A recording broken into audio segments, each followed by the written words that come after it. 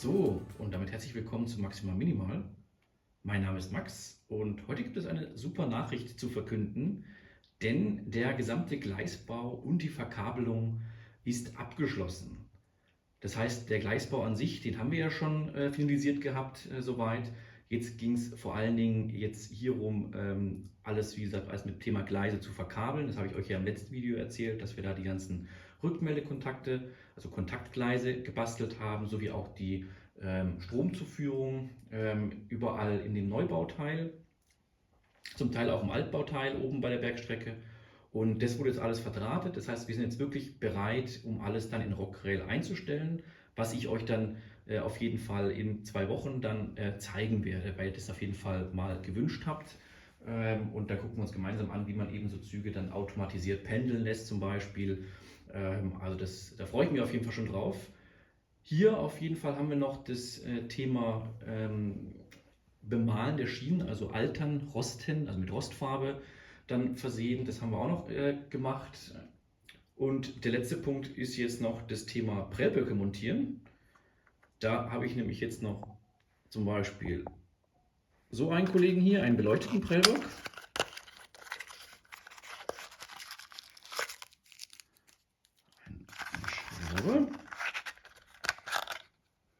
So, dann haben wir nämlich hier so einen Kollegen hier. Und den würde ich euch nämlich mal zeigen, den würde ich hinten am Abstellgleis am neuen, beim Bahnhof am Stellwerk dann mal montieren. Wir müssen da auch ein kleines Loch bohren und auch sonst auf der Anlage, das ist nämlich der letzte Schritt, den ich mit euch gemeinsam machen werde, ist überall hier Prellböcke zu montieren. Und da wünsche ich ganz viel Spaß dabei.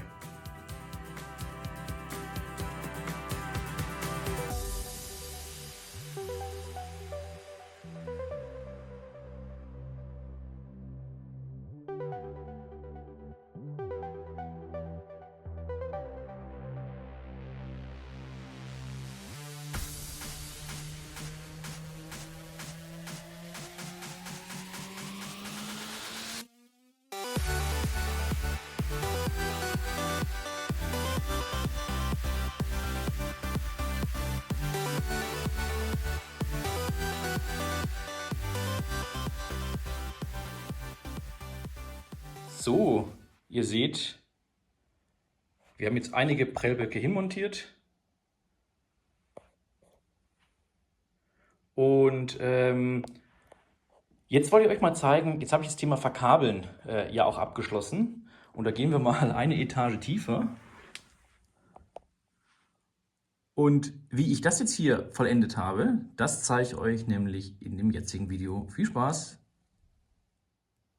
So, jetzt sind wir hinter der Anlage und hier ist ja jetzt der Weichendecoder für den Neubauteil. Ihr seht schon, ich habe ein bisschen rudimentär schon ein paar Kabel angeschlossen. Das gefällt mir aber überhaupt nicht so, weil ich habe mich nämlich auch ein bisschen eingearbeitet und nehme jetzt hier solche Ader-Endhülsen. Und das würde ich euch mal gerne zeigen. Das ist für mich auch ein Neuland. Ich habe es aber schon ein bisschen rumgetestet, bin ich ehrlich.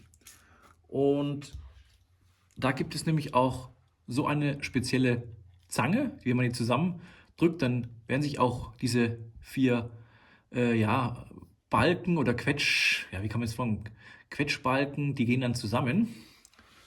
Und jetzt ist es nämlich so, und das würde ich jetzt mal euch mal von einem Beispiel zeigen. Da nehmen wir mal, ich würde mal vielleicht sogar sagen, das Äußere. Das ist auch ein bisschen zu lang, wir wollen das ja hier dran machen. Deswegen würde ich das sogar noch ein bisschen abschneiden.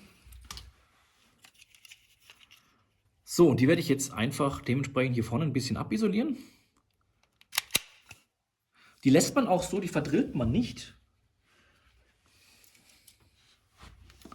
Das heißt, ich habe jetzt hier diesen Punkt und das kann ich dann einfach hier in diese Ader-Endhülse, das ist extra für 0,14er Kabeldurchschnitt, kann ich hier reinstecken. Und dann komme ich mit dieser Zange, gehe hier nur vorne aufs Metall, ne? Hinten das Kunststoffteil, das steht noch draußen und dann drücke ich hier fest zusammen und fertig ist der Hokuspokus. Also ihr seht auch hier sind nämlich dann so Rillen drin und dann ist das eine sehr, sehr saubere Sache. Das heißt, auch wenn dann Kabel sind, die sozusagen so ein bisschen ausfleddern, die werden dann alle eingefangen.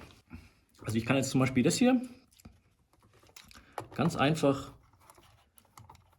jetzt hier reinsetzen und mache das hier fertig. Und dann gibt es auch keinen Druckpunkt auf dem Kabel selbst. Also genauso auch wenn ich das jetzt hier wieder abschneide.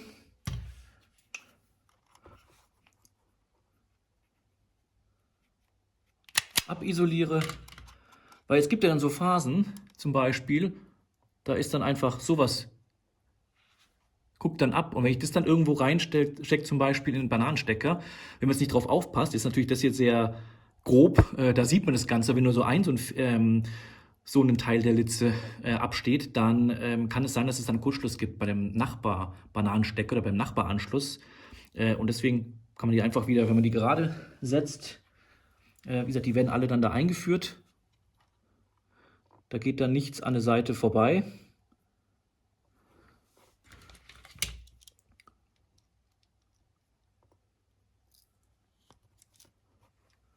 Und dann setze ich das wieder da rein.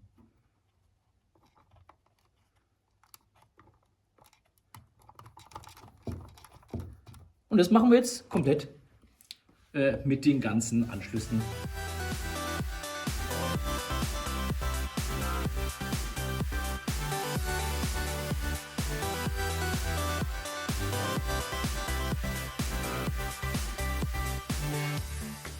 So, jetzt haben wir auch die Rückmeldekabel alle soweit fertig unter der Anlage verlegt. Ich nehme dazu immer so Klebesockel. Also es sind dann solche Dinger, wo hinten dann immer oder unten noch so ein Klebepad ist und dann ganz einfache Kabelbinder. Das sind jetzt bei mir, was habe ich da genommen? 10 cm. Lange dementsprechend, also nichts Wildes und es ist eigentlich sehr, sehr flexibel. Das gefällt mir sehr, sehr gut. 2,5 mm breit. Und jetzt werde ich die Kabel abisolieren und dann eben auch mit dementsprechend Aderendhülsen hier eben für den Querschnitt 0,5. Bei alle stromführenden Kabel und auch die Rückmeldekabel sind bei mir 0,5. Also die großen Schienen, das sind sozusagen die großen schienenstromführenden Kabel oder wie man so sagt. Oder auch zu den Stromverteilern, das sind alles 0,5er Kabel und dann zu den einzelnen Verbrauchern kann es dann auch die 0,14er Litze dann sein. Genau, und das machen wir jetzt hier mal und dann sieht es hoffentlich auch sauber aus.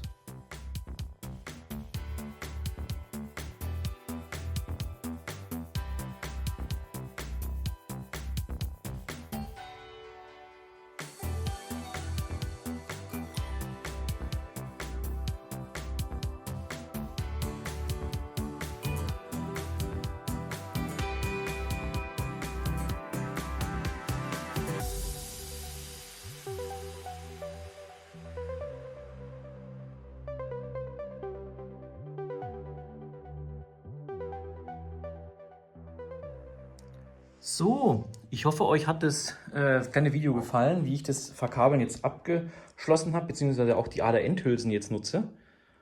Und jetzt, wie ich es ja eingangs auch gesagt habe, habe ich ja die ganzen Gleise jetzt auch gealtert. Also ihr seht hier, überall ist Rostfarbe an den Seiten, auch selbstverständlich bei den weichen Regionen. Und wie ich jetzt so eine Schiene dann eingefärbt habe, eben mit Rostfarbe und allem drum und dran, das zeige ich euch jetzt. Viel Spaß! So, und jetzt geht es ans Bemalen der Schienen, nämlich mit der passenden Rostfarbe. Da nehme ich nämlich die Nummer 83 Rost von Revell und einfach mit einem Pinsel trage ich das Ganze auf.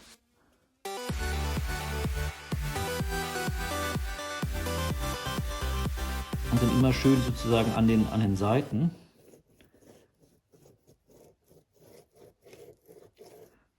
Und ihr seht es jetzt von der Kamera nämlich ganz gut, nämlich immer leicht so über diese Muttern von den Schienen. Das gleiche machen wir auch auf der anderen Seite.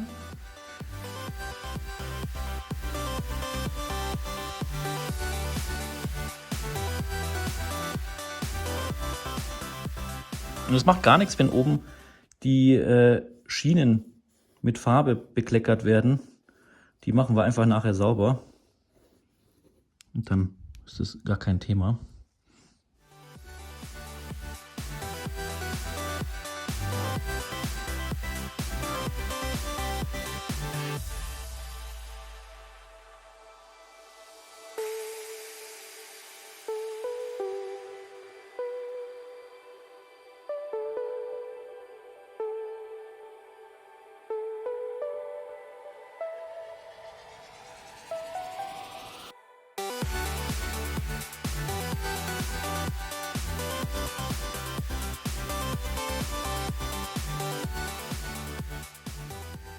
So, ihr seht, die Schienen sind getrocknet und ich nehme jetzt so einen Rocco Rubber und da fahre ich jetzt oben drüber.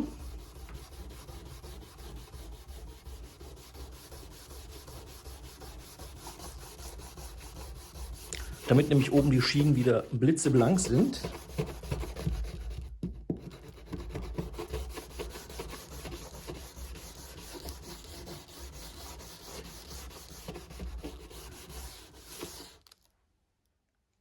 So, und jetzt zum Schluss saugen wir nochmal das Gleis kurz ab. Es wird kurz laut.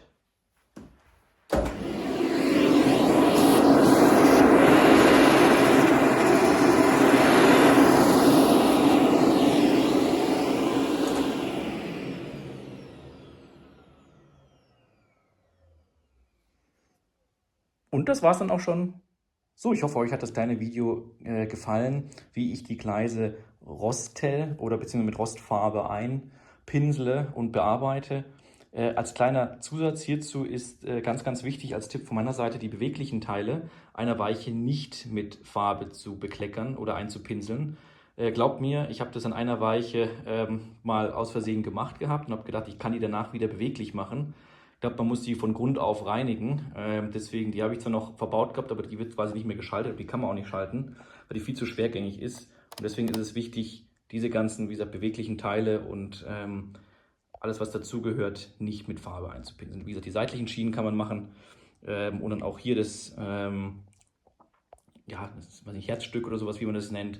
Aber sonst, ja, muss man lieber vorsichtig sein, nur als kleiner Tipp von meiner Seite. Vielleicht hat aber auch jemand von euch einen Tipp, wie man es doch anmalen kann.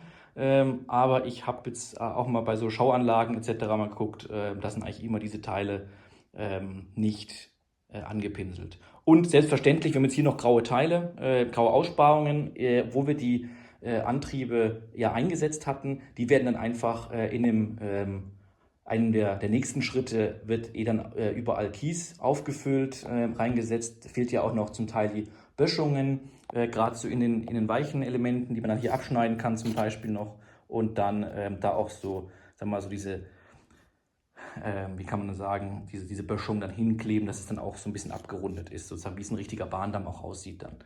Das nur als kleiner Zusatz dazu. Und ja, wie geht's weiter? Wir haben jetzt ja alles verkabelt, alles. Das heißt, es funktioniert jetzt alles. Jetzt geht es im nächsten Schritt daran, alles in Rockrail einzuprogrammieren. Da freue ich mich besonders drauf, weil endlich ist mal dann oder wird mal ein bisschen Leben hier auf dem Neubauteil dann auch sein. Und da gibt es auf jeden Fall in 2 Wochen ein Video dazu. Das heißt, statt dem Status-Update würde ich euch dann zeigen, wie ich das in Rockrail gemacht habe. Da ein bisschen, also gerade das Thema so Pendelstrecke zum Beispiel, jetzt gerade vom Altbauteil, dann hoch über die Bergstrecke, dann eben zum Neubauteil, wie man sowas einrichtet, gebe euch dann noch ein paar Tipps und Tricks. Und dann in dem weiteren Schritt ist es dann vor allen Dingen wichtig, hier das Thema K-System, da die ganzen Fahrdrähte reinzusetzen, die Technikelemente, also die Abzweigungen, Parkplätze und Stoppstellen und dann das Ganze genau zu spachteln und auch zu bemalen, damit das auch fertig ist. Zeitgleich oder je nachdem, ich muss mal schauen, wie es zeitlich passt oder was ich dann vorziehe, habe ich ja euch im Community Hub auch ein Bild gepostet, dass jetzt ja die zweite Z21-Zentrale fürs Fahren ja angekommen ist. Die muss ich jetzt noch freischalten mit einem Code, der sozusagen um die Netzwerkschnittstelle dann auch funktionstüchtig zu haben, dass man eben auch computergesteuert fahren kann. Und gibt viel zu tun, wie ihr seht. Und auch damit ich dann auch das unabhängig machen kann. Das heißt, da sind noch ein paar Kabel notwendig unter dem Altbauteil, um das zu separieren, also schalten und fahren. Und da freue ich mich besonders drauf, weil man dann nochmal einen Schritt weiter geht Richtung, ja, das ist jetzt eigentlich übertrieben, aber ja, professionell werden. Aber ihr wisst, wie ich das meine. Also ich meine das jetzt nicht irgendwie abgehoben, sondern wirklich einfach, dass man sozusagen ein bisschen sagen, ja, daraus lernt, ein bisschen besser zu werden, etc., weil man macht viele Fehler. Das kennt jeder Einzelne sicherlich auch, aber ich glaube, das macht es auf jeden Fall viel einfacher, auch beim Kurzschluss, dass dann nachher nicht alle Lampen immer ausgehen. Deswegen, es geht stetig vorwärts. Ich freue mich da auf jeden Fall drauf und ja, ich berichte wieder, wie gesagt, in 2 Wochen dann kein Status-Update, sondern da würde ich euch das Thema Rockrail näher bringen und bei Fragen kommt da gerne unter dem Video gerne auf mich zu und ich wünsche euch eine schöne Mobazeit. Bis dahin, macht es gut. Tschüss.